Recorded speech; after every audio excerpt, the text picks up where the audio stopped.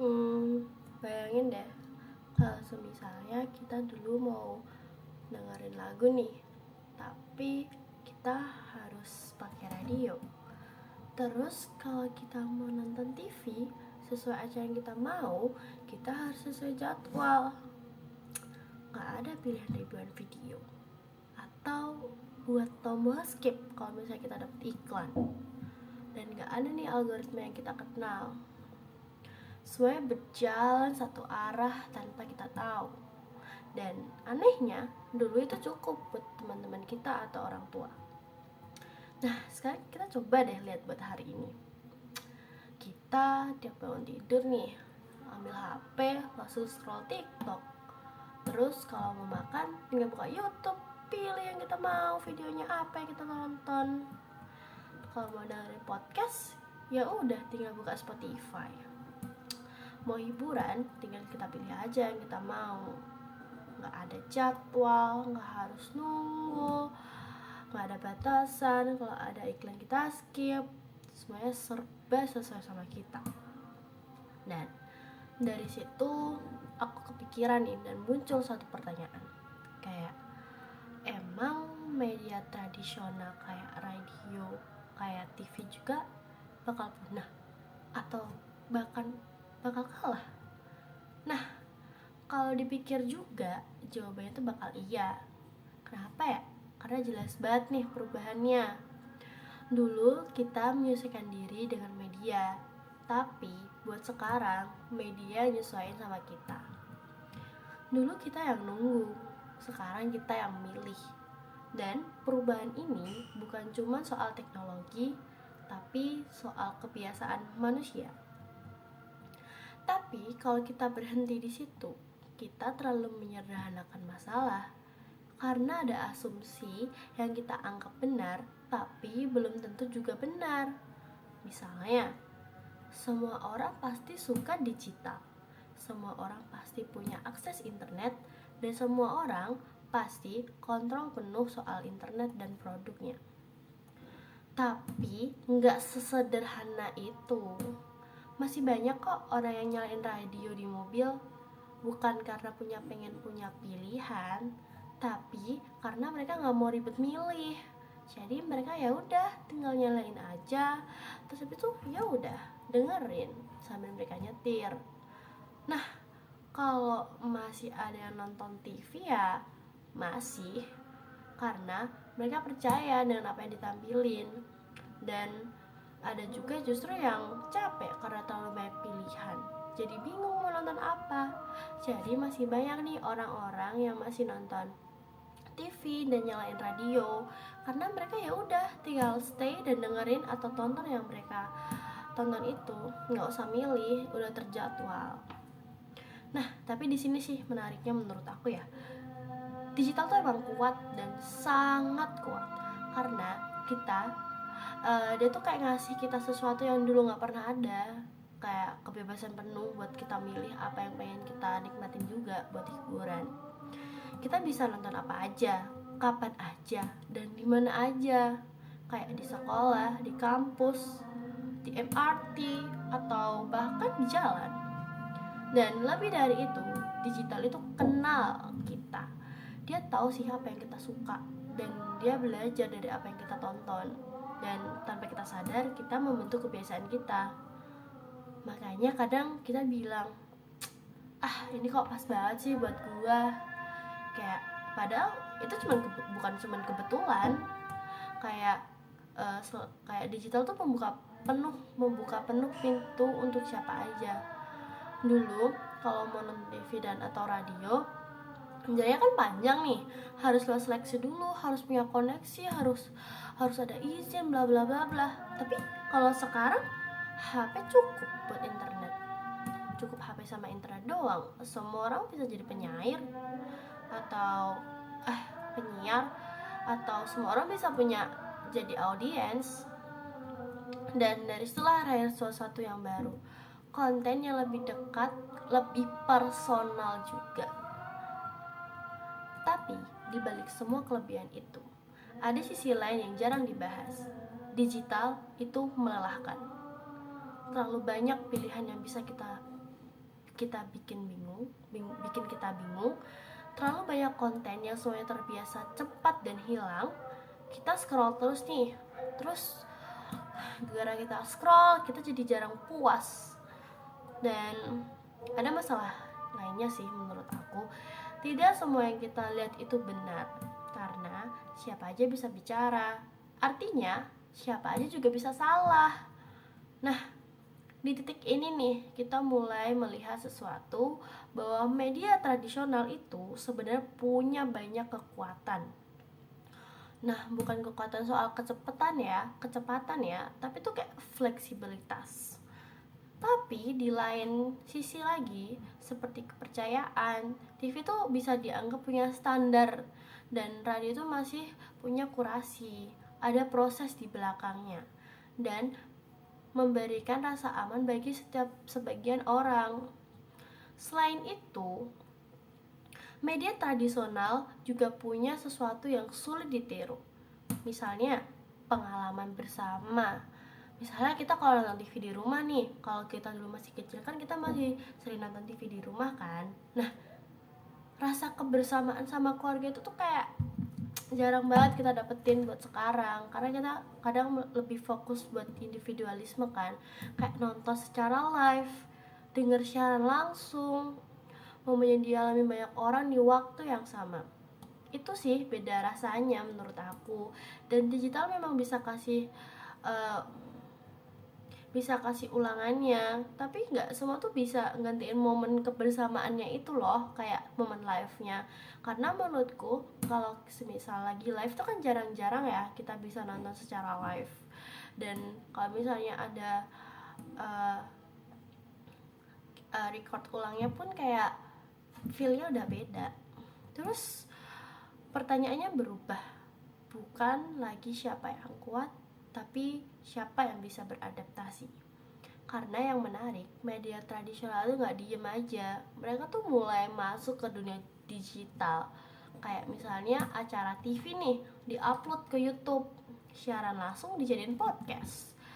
Ya secara gak langsung mereka mulai masuk dong ke dunia digital kita ini. Kontennya tetap ada, tapi bentuknya yang berubah. Kayak nggak langsung berubah jadi digital, tapi kayak perlahan gitu loh guys.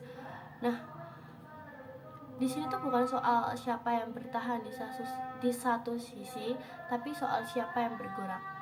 Dan mungkin disinilah jawabannya.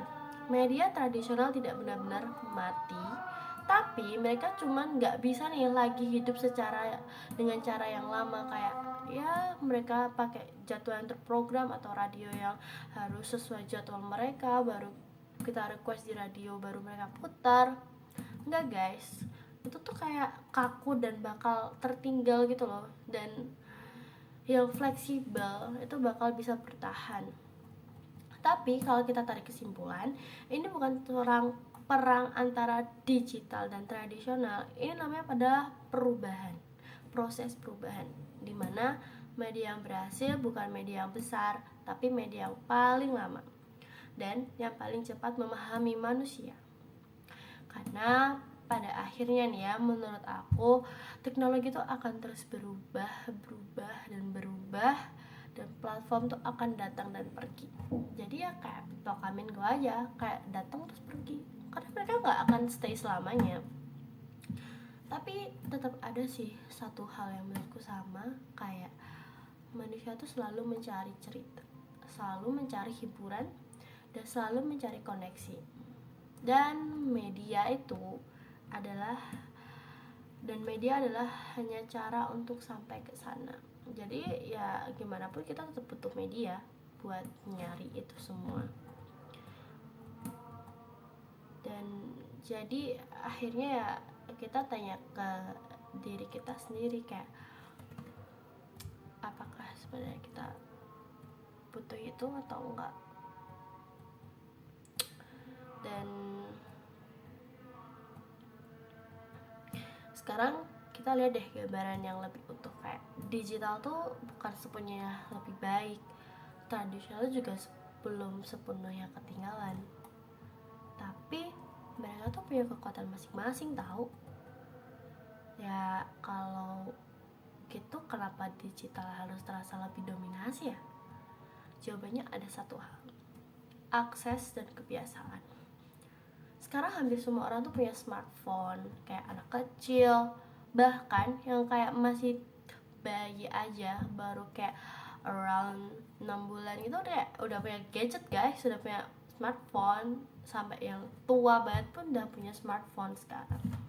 Dan smartphone itu kayak selalu dekat gitu loh, kayak kita bawa buka HP, kita mau main keluar aja kita harus buka HP dulu, atau kita mau tidur aja buka HP dulu. Dan artinya itu tuh akses digital tuh semakin konsisten. Sementara kalau misalnya TV sama radio kan harus dalam kondisi tertentu, nggak bisa kita bawa kemana-mana. Kayak masa kita harus bawa TV ke tongkrongan, kan nggak mungkin. Nah sekarang solusinya cuma satu, itu apa? Smartphone. Jadi yang bikin digital terasa lebih hidup di dalam keseharian kita, itu yang bikin digital terasa hidup karena bisa dibawa kemana-mana. Terus pertanyaannya lagi adalah, apakah ini berarti radio akan hilang? Jawabannya enggak sesederhana itu guys. Nah kalau kita lihat juga dari sejarah, media itu juga jarang benar-benar mati sih, karena tuh mereka selalu berproses berulang sampai mereka berubah. Dulu ada nih koran yang lebih dominan, terus muncul radio, habis radio muncul TV, habis TV sekarang media digital. Tapi yang lama itu nggak akan sepenuhnya hilang sih, mereka pasti akan beradaptasi. Dan juga yang terjadi sekarang, banyak TV yang masuk ke YouTube, banyak radio juga yang jadi podcast. Kontennya tetap ada, tapi emang cara menyampaikannya aja yang berubah, distribusinya aja yang berubah. Itu penting sih. Dan artinya mereka tuh nggak berubah yang bukan isinya, tapi lebih ke jalannya aja yang berubah. Nah kalau kita pikir lebih jauh nih, yang sebenarnya dipertahankan oleh media tradisional tuh adalah identitas mereka, cara bercerita, cara penyiar, karakter program, dan hal-hal yang nggak bisa digantikan oleh algoritma media digital. Dan di sisi lain, digital tuh memberi ruang dan untuk explore konten yang lebih nice, lebih spesifik, lebih beragam. Kalau dulu kan semua umum ya, kayak misalnya kita supaya bisa masuk TV tuh malah kayak justru lebih unik dan lebih sukses. Tapi di detik ini kita bisa lihat sesuatu yang menarik. Ini bukan soal kayak pertarungan antara media tradisional dan media digital, tapi ini lebih kayak pergeseran. Media tradisional tuh nggak saling membunuh dan saling mendorong.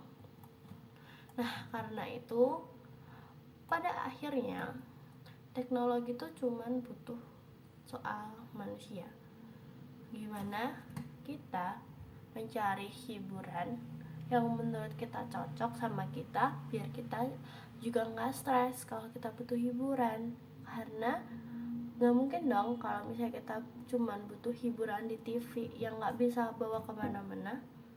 Nggak harus melulu radio juga. Kalau misalnya kita harus request lagu dan harus nunggu yang terjadwal, itu nggak mungkin guys. Maka dari itu manusia tuh butuh hiburan yang bisa dibawa kemana aja, kayak misalnya smartphone, media digital, Spotify, Joox, YouTube, or lainnya. Dan kita harus mencari informasi, dan informasi itu kadang nggak terpenuhi doang di TV, dan nggak semua program TV itu bisa memenuhi informasi yang kita mau. Makanya kita butuh media digital. Kita bisa loh baca web di berita-berita yang misalnya ada di web, dan kita tinggal scrolling doang. Dan yang terakhir, bisa mencari koneksi. Manusia semua tuh butuh koneksi. Jadi ya kita butuh media digital juga. Mungkin buat beberapa tahun ke depan kita tuh nggak lagi bisa ngebedain soal digital dan tradisional.